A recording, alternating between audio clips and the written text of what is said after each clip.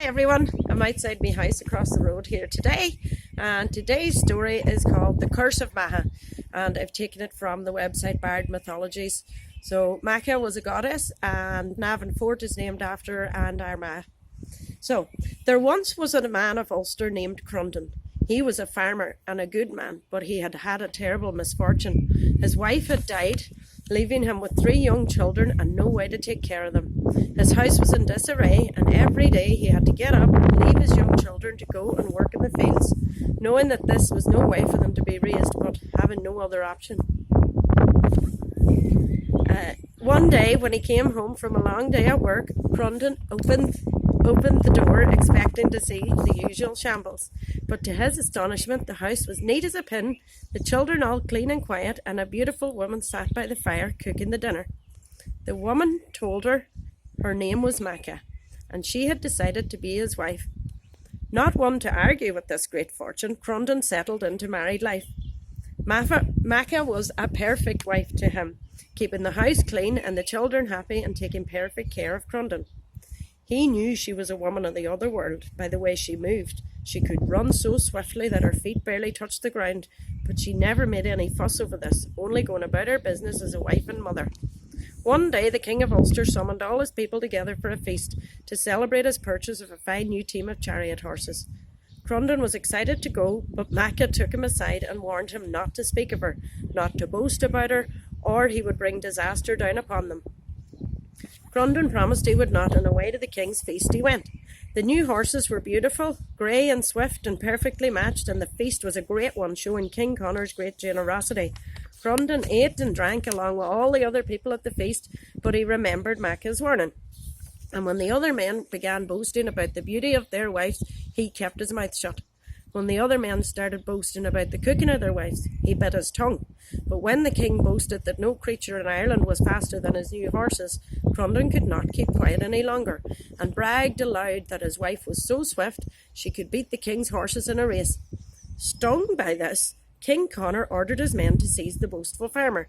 He demanded that Crondon send for his wife, and if she did not come to prove the truth of this statement, Crondon would pay for his lie with his life.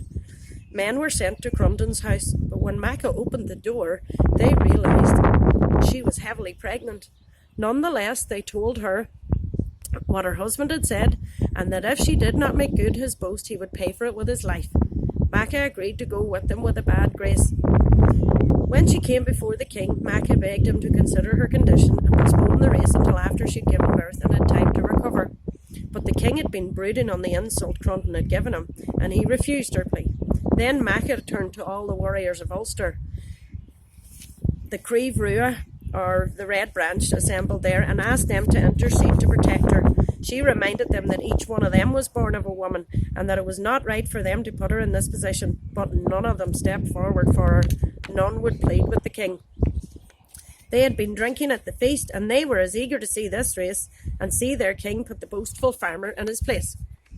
Something about Macha must have given King Conor pause, because before the race he had his charioteer strip back all the decorations on his chariot, all the cushions and cloth that made the ride easier, till the king's chariot was barely a plank of wood with wheels, as light as it could possibly be.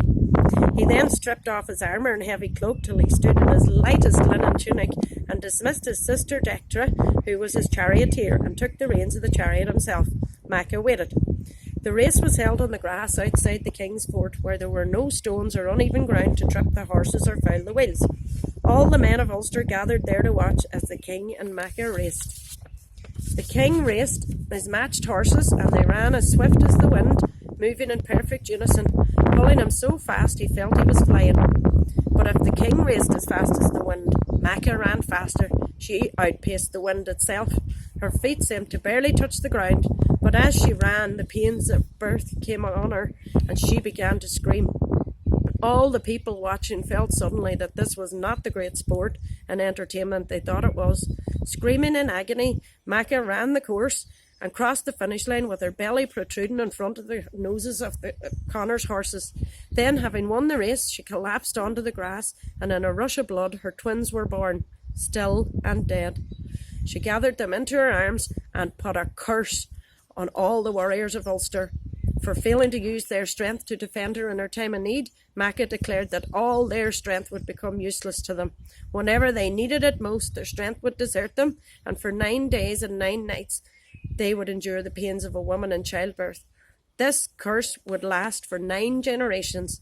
Each fighting man of Ulster, as soon as he was old enough to grow a beard, would come under the curse.